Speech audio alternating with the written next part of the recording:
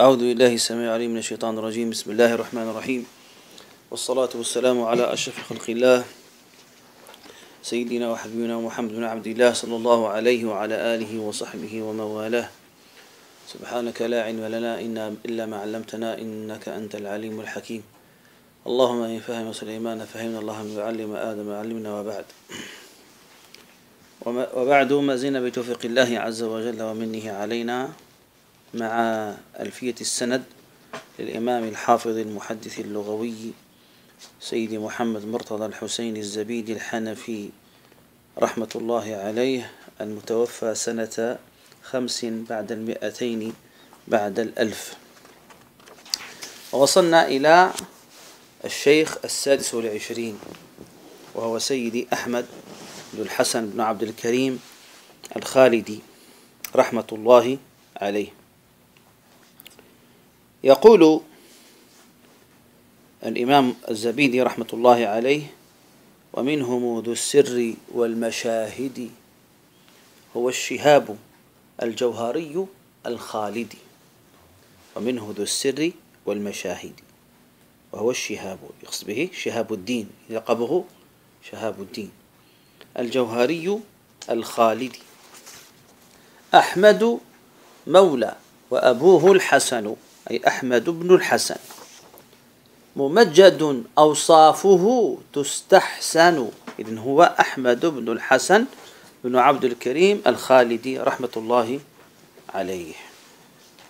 وقد ترجم له الإمام الجبرتي رحمة الله عليه تلميذ الإمام الزبيدي في كتابه تاريخ عجائب الآثار في الجزء الأول صفحة 54 بعد 200. قال عنه: هو الإمام الفقيه المحدث الأصولي المتكلم. كان متخصصا في أكثر من فن، فمتخصص في الفقه، متخصص في علم الحديث رواية ودراية، ومتخصص في علم أصول الفقه، ومتخصص أيضا في علم الكلام، أي هو علم أصول الدين أو علم العقائد أو علم الإيمان. شيخ الإسلام وعمدة الأنام الشيخ سيدي أحمد بن الحسن بن عبد الكريم بن محمد بن يوسف بن عكاريم الدين الكريم الخالدي. الخالدي أي أنه من نسب سيدنا خالد بن الوليد، كان يقال بكري، من ينتسب إلى سيدنا أبي الصديق يقال بكري، وينتسب إلى سيدنا عمر يقال عمري، وينتسب إلى سيدنا عثمان يقال عثماني، وينتسب إلى سيدنا جعفر بن أبي طالب يقال جعفري، وينتسب إلى سيدنا الحسن يقال حسني، وينتسب إلى سيدنا الحسين يقال الحسيني، وهكذا. فهو خالدي أي أن نسبه ينتهي إلى سيدنا خالد بن الوليد دفين حلب رضي الله عنه وأرضاه. الشافعي أي أنه شافعي المذهب في الفروع. الأزهري أي أنه تلقى العلم في الأزهر الشريف، وما أدراك ما الأزهر الشريف. الشهير بالجوهري، لكن معروف أنه يسمى الجوهري. واختلف لماذا سمي الجوهري. قيل لأن سمي الجوهري لأن والده رضي الله عنه كان يبيع الجوهر، كان يبيع الجواهر، فعرف به، أبوه عرف بأنه يبيع الجوهر فسمي جوهري، ووقع هذا اللقب عليه لما يقال أحمد بن الحسن الجوهري، يقصد به الحسن الجوهري، فأطلق عليه بالتبعية، يصبح هو اسمه الجوهري. نعم. وولد بمصر سنة 96 بعد 1000 من هجرة حبيبنا سيدنا مولانا رسول الله صلى الله عليه وآله وسلم. واشتغل بالعلم وجد في تحصيله حتى فاق أهل عصره، ودرس بالأزهر وأفتى نحو 60 سنة وهو في الإفتاء رضي الله عنه وأرضاه.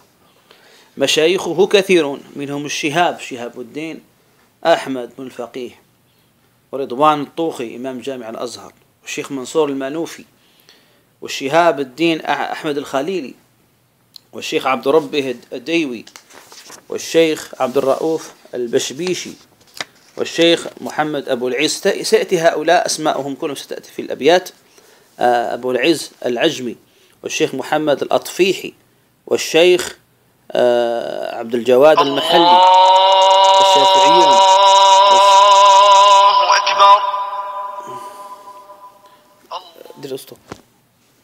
والشيخ سليمان الحسيني، والشيخ عبد الله الكنكسي، والشيخ محمد الصغير والشيخ ابن زكري، والشيخ أحمد الهشتوكي، والشيخ سليمان الشرخيتي، والسيد عبد القادر المغربي، والسيد محمد القسطنطيني، والشيخ محمد النشاطي وغيرهم، وهؤلاء كلهم مالكية. ثم رحل رحمة الله عليه إلى بلاد الحرمين مكة والمدينة سنة 20 بعد 100 بعد 1000.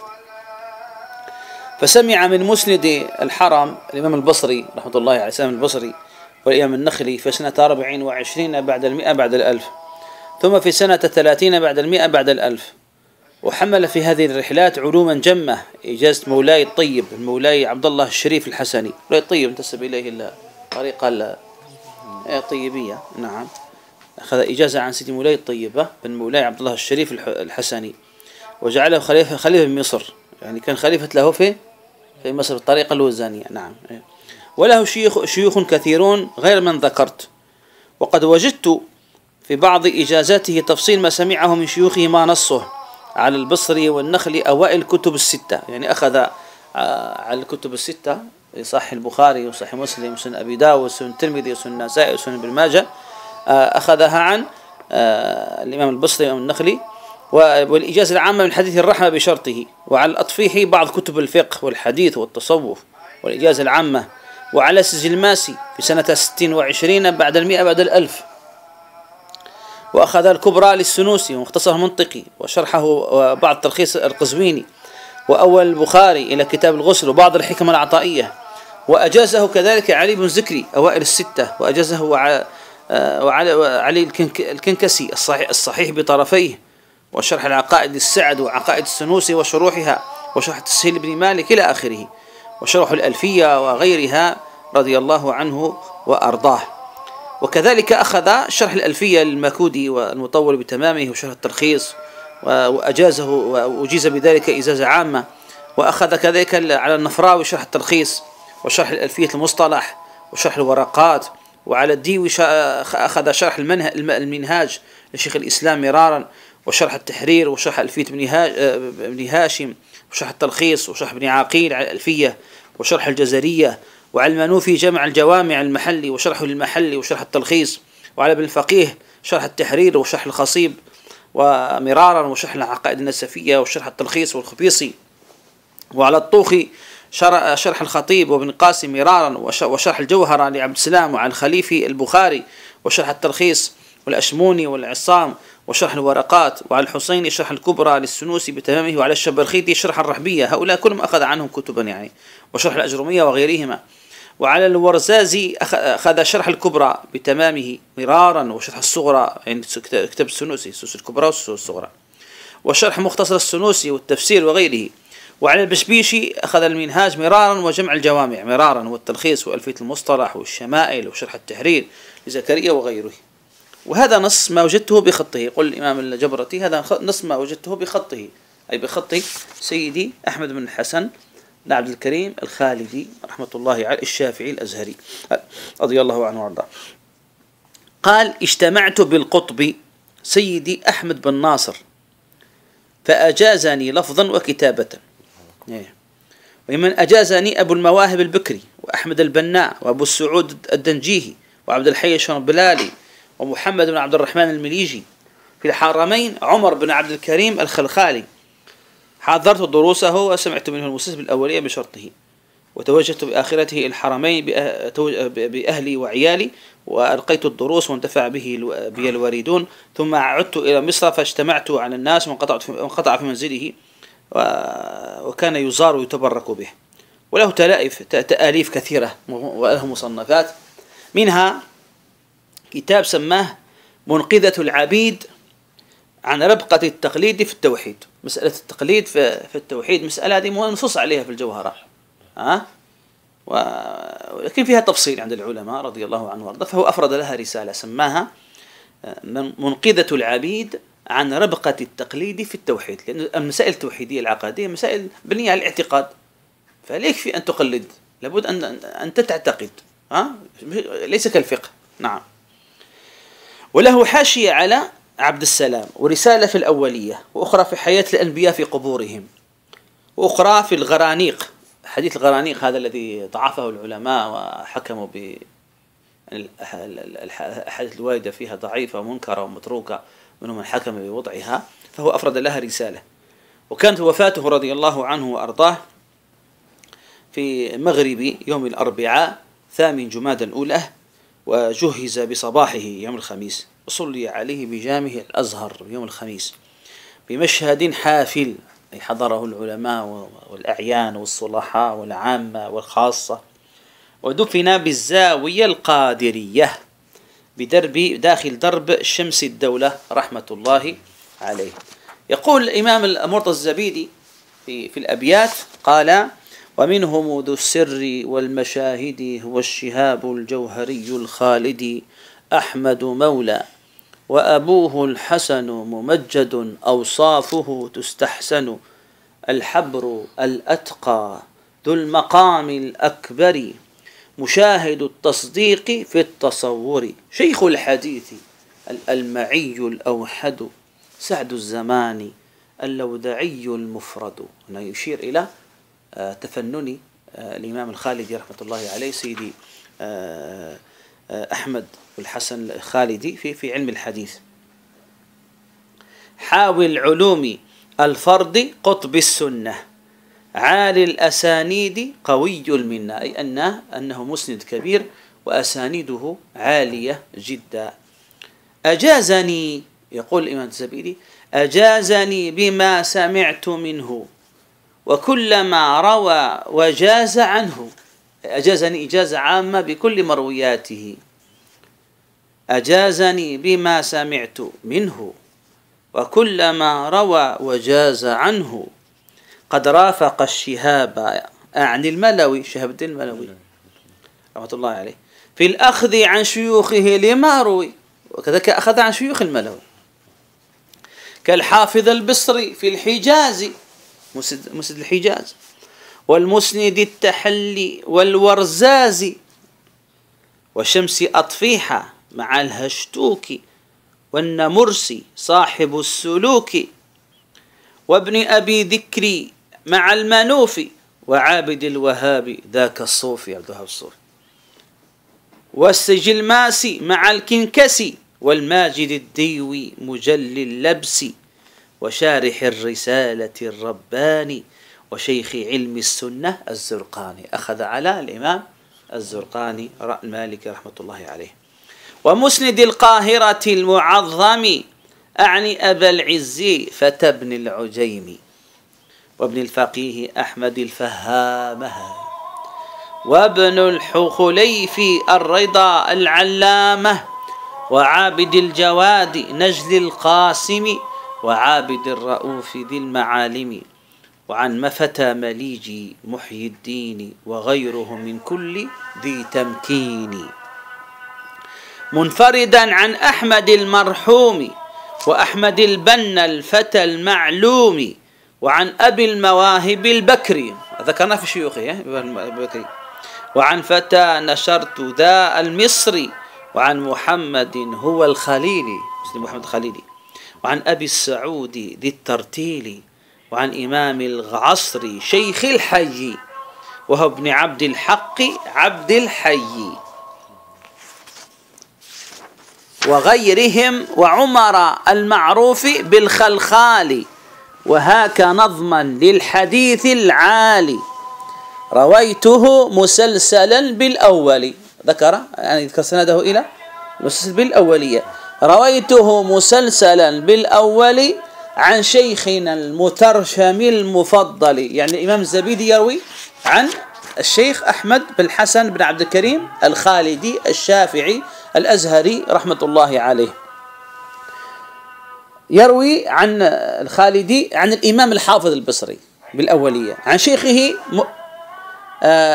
عن فتى سوسي الراضي السوي، عن السوسي، ذا عن سعيد التونسي الداني، عن شيخه المفتي بتلمساني، عن الشهاب أحمد الوهراني، عن شيخه التازي العرفاني الإمام التازي عن المراغي عن العراقي وقد مضى الإسناد في السياق.